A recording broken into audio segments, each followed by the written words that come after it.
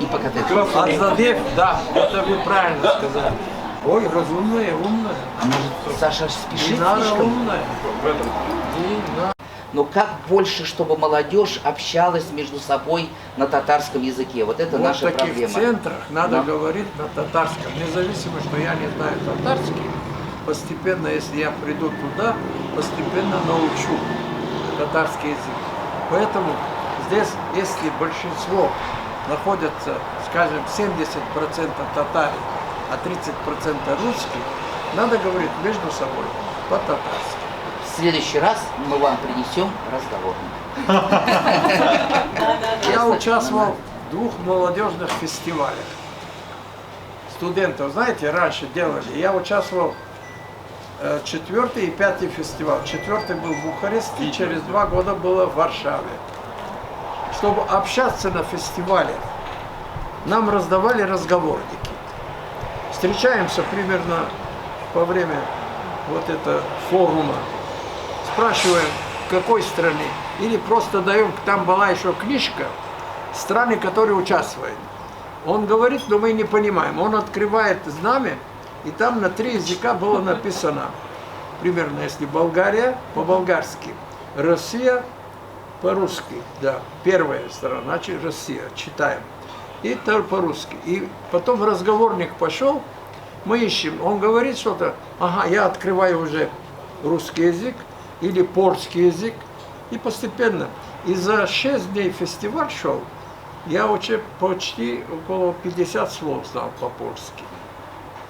Именно там, или общение с русскими мы общались, с поляками, русскими, чехами, потому что одна сторона была тогда, и постепенно знали.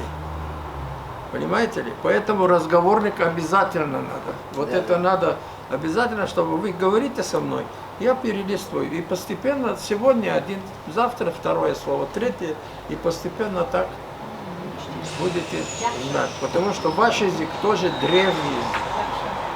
Недавно в Казани что случилось? Открыли такая огромный монастырь, который называется Казанские Божьи Матери. Понимаете ли, татарское правительство, конечно, и с русской помощью, открыло такое прекрасная церковь. Какое убранство было, вы смотрели, наверное, видели. Это было прекрасное создание. Я был тогда, когда этот монастырь был разрушен. Вообще не существовал. Я не узнал, что этот монастырь восстановили.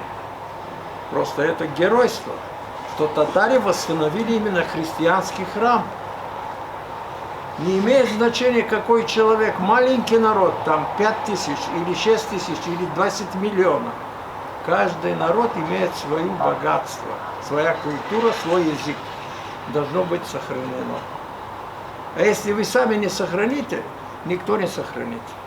Вы должны сами между собой, если татарка и она татарка, говорите по-татарски. Никто не запрещает. Раньше было, когда были коммунисты там или что-то, не давали. Даже нас поменяли, имена поменяли. Я Крикорян, а не Киркоров. Армянин, Крикорян. Вот сегодня вез нам шофер, который Темиркан здесь, Темирлан здесь, а второй оказался, у него мать, или мать, да, мать женат на армянина. Алексанян. Да, Алексанян сказал? Айрапетян. Айрапетян. Айрапетян. Я говорю, Айрапетян это армянский. Да, говорит, армянский знаешь? Не знаю. Вот так бывает. Понимаете? Так что надо стремиться этому. Никто, неважно, вы тайно ничего не скрываете. Вы говорите между собой по-татарски. Умеете говорить? Говорите.